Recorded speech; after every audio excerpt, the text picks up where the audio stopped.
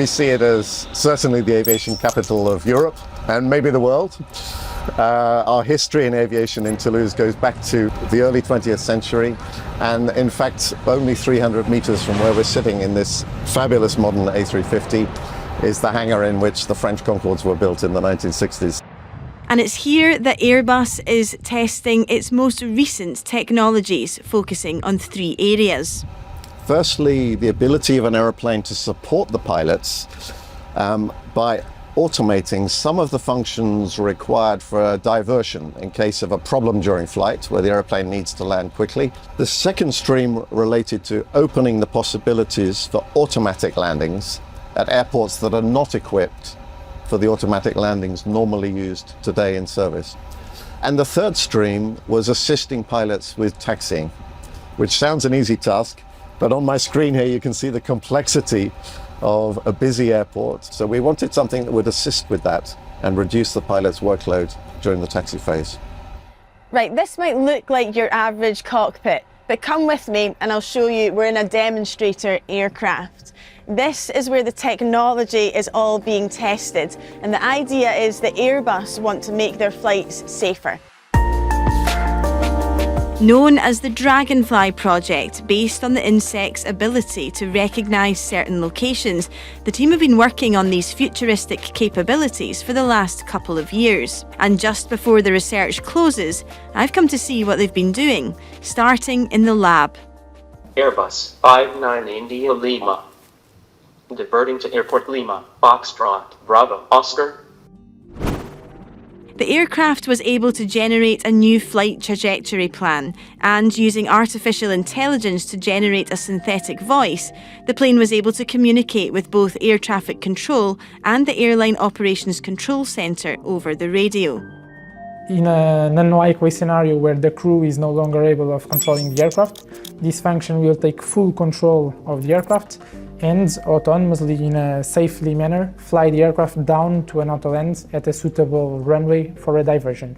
And so what were the main challenges with this work? A challenge is to explain to the controllers exactly what will happen so that they can manage surrounding traffic. We have performed 2 flights in the middle of the civil airspace, so with other commercial aircraft around us, and the French control authorities, they could fully understand the situation. We safely landed the aircraft. It was really an amazing feat. When it comes to assisting with landing, usually a plane connects with existing ground equipment technology, but the team here are trying to make it possible without that tech. They say their innovations could allow the aircraft to land at any airport in the world.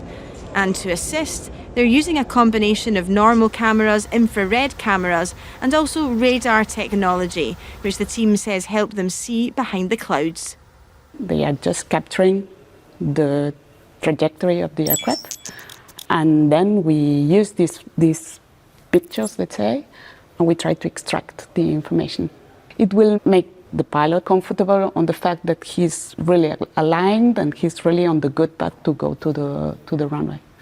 And that's what we have seen in the last flight test, is that he's really able to be confident on the solution. Yeah. Philippe, you've been doing these Dragonfly tests for the last 2 years. Yes. You've seen an improvement in the capabilities over that time? Yeah. Step by step, we have reached a very good level of implementation, which is, I would say, not very far from what could be a solution on the civil aircraft, to make, again, the pilot life easier and safer. It'll be up to Airbus to decide if they will implement these technologies on their fleets. But not everyone in the aviation industry is a fan of the research that Airbus are doing. Pilots are mostly fans of automation. We like things that reduce our workload.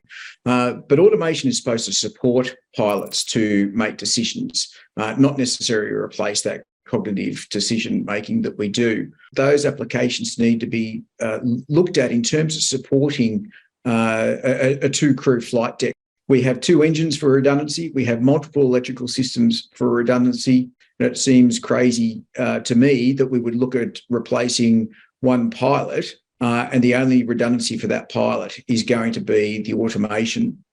What's your thoughts on aviation becoming fully automated? I'm a pilot, okay? We have no strategic objective to remove pilots from the cockpit. That's our policy.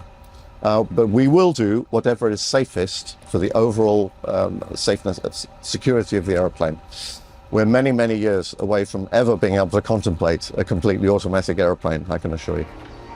Fundamentally, all of this research means that probably in the not too distant future, you could find yourself on an aeroplane with a lot more automated features.